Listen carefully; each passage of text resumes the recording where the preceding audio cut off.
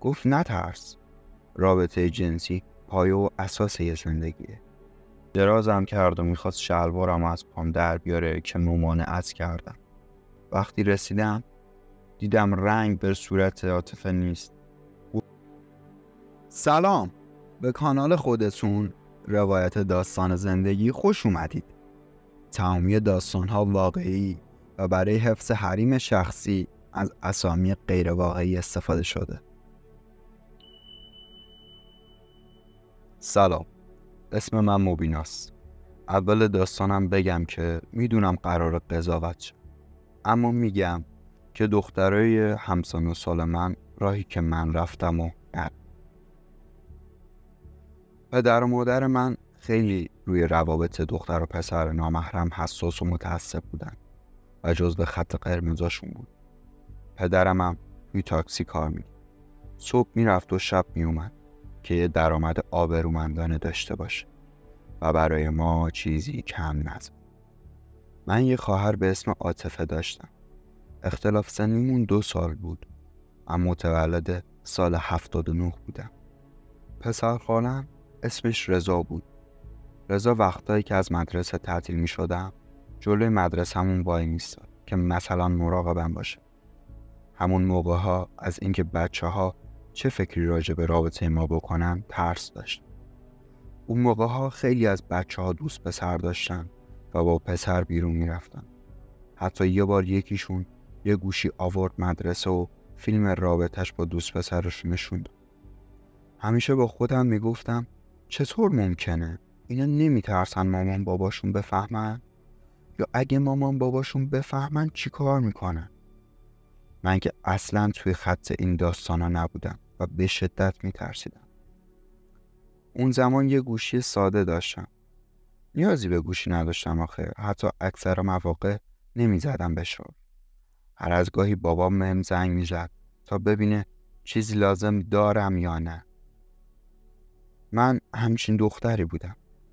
یادم اون موقع ها محرم بود. حسینی ما تو کوچمونه یه ساختمون 2 طبقه که طبقه بالاش به طبقه پایین دید داشت. من از طبقه بالا داشتم پایین رو نگاه میکردم. مردم برای نظری با سطل می اومدن توی حسینی. به مردم نگاه میکردم که چشمم به رضا خورد. یه گوشه وایساده بود و منو نگاه میکرد. یه لحظه چشم تو چشم شدیم. سری رفتم تو. یه تپش قلب بد منو گرفته بود. نمیدونم چه حس خاصی بود. اون شب خالم اینا رو مامانم گفت و اومدن خونمون.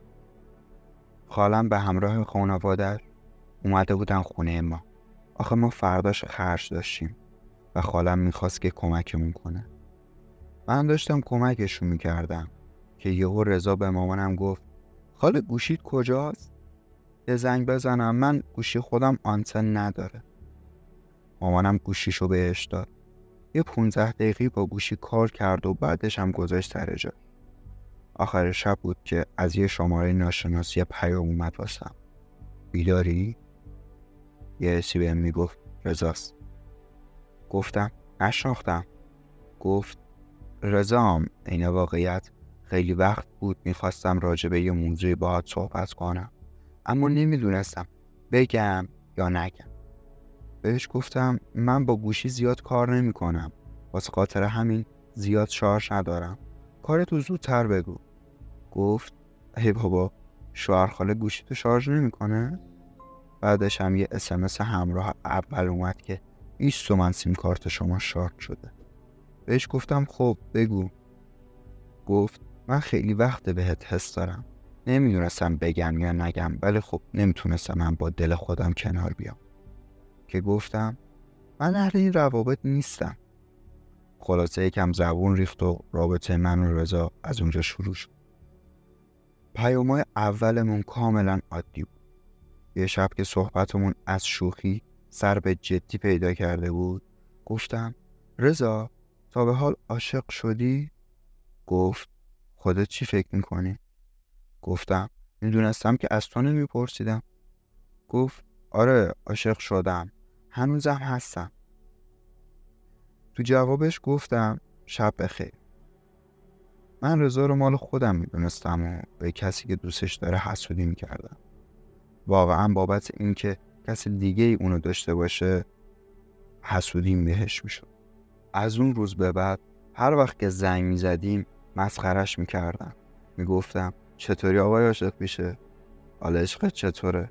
و با تیکای این مدلی مسخره میکردم رضا رو که در جواب فقط یک چیز میگفت: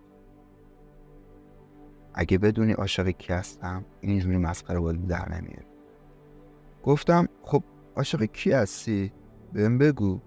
که گفت خب دیوونه، چند هفته است من و تو داریم با هم صحبت میکنیم، عاشق کی میتونم باشم به جز تو؟ وای، با این حرفش داشتم بحال در می آوردم. چند روزی بود من شب خوابم نمی برد که رضا عاشق کیه. من رضا رو خیلی دوست داشتم، اما یه سری ویژگی های بد داشت، ولی با همین ویژگی های بدش هم عاشقش بودم. مثلا مشروب میخورد، هیچ کاری رو درست انجام نمیداد، سر به هوا بود. یه روز رضا به هم گفت مبینا هوس کردم با هم بریم بیرون. که بهش گفتم نه، مامان بابام خیلی به هم گیر میده، بابام هم تاکسی کار میکنه، ممکنه توی شهر ببینتمون. گفت خب اونو بسپار به من، میریم خونه یکی از دوستام که بابات نبینتت، فقط خانوادت رو یه جور ببین. اون شب با هر روشی بود قانعم کرد تا با هم بریم بیرون. منم با کلی مکافات به بهونه درس خوندن تونستم مامانو بپیچونم و با رضا برم بیرون. وقتی کنارم تو ماشین نشست حالش سر جاش نبود. به سمت خونه دوستش رفتیم. گفتم مگه کسی اینجا نیست؟ گفت نه دیگه، به خاطر خانومم اینجا رو خالی کرد. ترکیب حرف خانومم رو خالی کردم یه حس شیرین و ترسناک به هم میداد. اگه تا اینجا داستان مورد پسندتون قرار گرفته، لطفاً برای حمایت از کانال خودتون لایک و سابسکرایب رو انجام بدید و زنگوله رو فعال کنید تا در جریان ویدیوهای بعدی ما قرار بگیرید. توی خونه اومد کنارم نشست که سری خودم رو کشیدم عقب. گفت نترس، رابطه جنسی پایه و اساس یه زندگیه. از حرفش بدم اومده بود. سری پا شدم که برم، اونم جلومو نگرفت. وقتی از خونه خارج شدم به خودم قول دادم که با رضا دیگه صحبت نکنم. ولی همین که جلومو نگرفته بود باز شده بود که ازش متنفر نشم. گذشت و مرتضی رفت سربازی. اوایل خیلی دلم براش تنگ می شد، ولی خب قهر بودم و نمیتونستم دیگه بهش پیام بدم. 2 هفته اول واقعا واسم سخت. شبا به فکر مرتضی میخوابیدم و همه‌اش پیام‌های قبلش رو چک میکرد. قرار بود که ما رو ببرن روحیانه نو. اونجا دل بی صاحب من دووم نیاورد و به رضا زنگ زد. کلی باهاش صحبت کردم. رضا خیلی آدم رکی بود. گفت تو این هفته که نبودیم چند نفر رو تور کردیم؟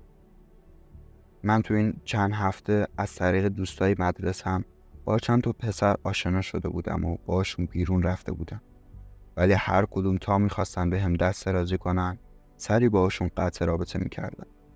به دروغ به رضا گفتم من با هیچ کس تو رابطه نبودم، فقط با تو بودم. سوال خودش رو به خودش برگردوندم و گفتم تو با چند نفر بودی؟ مطمئن بودم رضا با خیلیا بوده. آخه پسر خوشتیپ و خوش چهره‌ای بود. گفت منم تو این چند وقت با 2 تا زنبیه و چند تا دختر بودم. با همشون هم رابطه داشتم، ولی همیشه به تو فکر میکردم و هیچ کدوم واسم مثل تو نشدن. بهش گفتم اگه میخوای با من باشی باید اخلاقای گذشتت رو کنار بذاری و سربازیت رو تموم کنی. آخه محاله با این وضعیتت بابام اجازه بده بهت که بیای خواستگاری. کاملا قبول کرد و گفت من واقعا آدم گذشته نیستم. دوره آموزشی مرتضی تموم شد و چند وقت فرستاده بودنش مرخصی. توی این مدت من تونسته بودم واقعا نظر مامانم و نسبت به خودم تغییر بدم و اعتمادش رو جلب. نه اینکه نسبت به هم بی اعتماد باشه، ولی دیگه راحت میتونستم برم بیرون و نیاز به هیچ بهونه‌ای نداشتم. خیلی دلم برای بیرون رفتن با رضا تنگ شده بود. بهش گفتم بریم بیرون. گفت آخه وضعیت خودتو که میدونی، نه میتونی بری بیرون چون بابات راننده تاکسیه، از طرفی خانوادت هم خیلی روت گیرن. گفتم مامانم کاملا اوکی شده، مشکلی از بابت بیرون اومدن ندارم. گفت خب خیلی عالیه، ولی خب باباتو چیکار کنیم؟ گفتم اون سری که تونستی خونه رفیقتو اوکی کنی، این سری هم یه جا اوکی کن، با هم بریم بیرون. من با تو کف خیابون فلافلم میخورم. من واقعا رضا رو دوست داشتم، حاضر بودم براش هر کاری رو انجام بدم. قرارمون رو واسه 2 روز بعدش گذاشتیم. قرار شد رضا 2 تا کوچه بالاتر از ما بیاد با ماشین دنبالم که بریم. وقتی سوار ماشین شدم راه افتادیم و بهش گفتم کجا میری؟ گفت بریم از رستوران یه مقدار غذا بگیریم و بریم سمت خونه رفیقم که نیمه کاره. هنوز ساخته نشده. نمیدونم این همه جسارت از کجا پیدا کرده بودم. توی اون ساختمان نیمه کاره بعد از خوردن نهار رضا اومد نزدیکم و دستشو گذاشت روی گردنم. کم کم به هم نزدیکتر شد و رابطمون جلوتر رفت. درازم کرد و میخواست شلوارم از پام در بیاره که ممانعت کردم، ولی با کلی حرفای عاشقانه دم گوشم منو راضی کرد. از پشت بام وارد رابطه شد. دردم تا 7 آسمون رفت. حس عرق بودیم. کارمون که تموم شد بهم گفت پاشو ادای دختر لوسا رو در نیار. من با هیچ کس وارد رابطه نشده بودم. اون روز رضا من رو رسوند خونمون. هر روز که پیش می رفتیم رابطمون عمیق‌تر و صمیمی‌تر می شد. یه روز بهم گفت مبینا میخوام با خواهرت بریم بیرون. گفتم خواهرم برای چی؟ گفت رفیقم میخواد با عاطفه اوکی شه. گفتم فکر نمی کنم عاطفه پایه این داستانا باشه. گفت حالا تو بیارش، اگه عاطفه خوشش نیومد میگیم که باید عاطفه بره. با خود عاطفه موضوع رو در میون گذاشتم که گفت میریم یکم سر به سرشون میذاریم، نهایتا میگیم من کار دارم و میای. من و محمد و عاطفه و رضا اون روز راه افتادیم سمت باغشون. وقتی رسیدیم رضا دست منو گرفت و برد ته باغ. زیر یه درخت بیت نشستیم و شروع به صحبت کردیم که از سمت خونه یه صدای جیغ اومد. میخواستم برم سمت ساختمون که رضا گفت بشین چی کارشون داری، بذار خوش باشن. گفتم نه، باید برم ببینم چی شده. وقتی رسیدم دیدم رنگ بر صورت عاطفه نیست. گفتم چی شده؟ محمد گفت هیچی، خانوم افتاد، خواستم کمکش کنم که سر صدا کرد.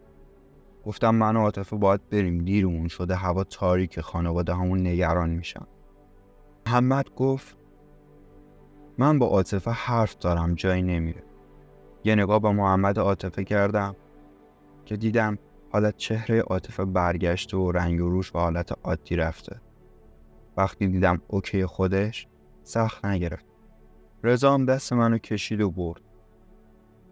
اون شب به عاطفه گفتم بین تو و محمد اتفاقی افتاد؟